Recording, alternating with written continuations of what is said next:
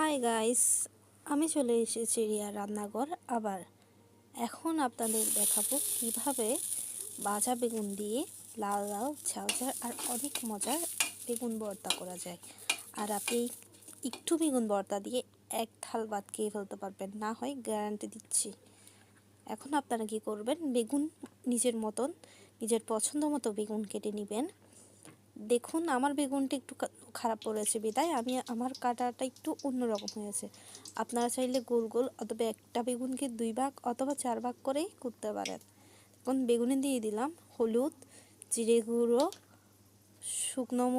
শুকনো লঙ্কা গুঁড়ো আর সামান্য লবণ।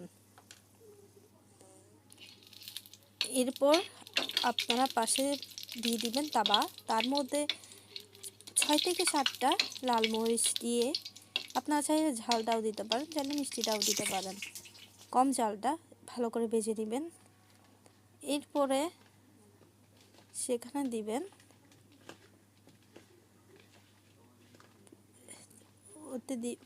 তারপর পাশে রাখা বেগুনের টুকরোগুলোকে ভালো করে মাখিয়ে নেবেন হাত দিয়ে। আপনারা চাইলে চামচ ইউজ করতে পারেন, কিন্তু হাত দিয়েটা বেশি বেস্ট হবে।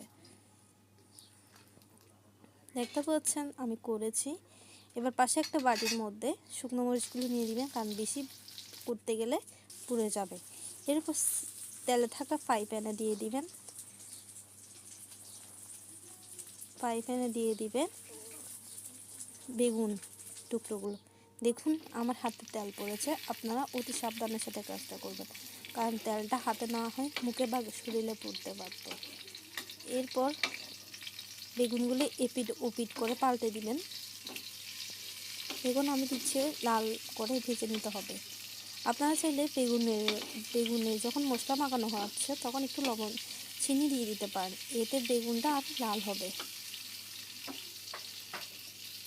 সাবধানে করতে হবে এসব কাজ, যাতে গায়ে তেল ছিটকে এসে না পড়ে।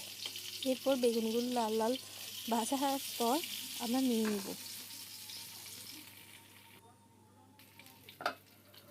দেখতেই পাচ্ছেন বেগুনগুলো ভাজা হয়ে গিয়েছে।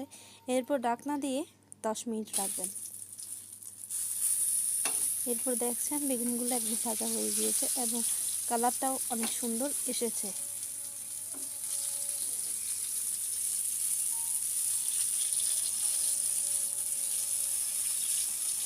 আপনারা অবশ্যই একদিন বাসায় চেষ্টা করবেন।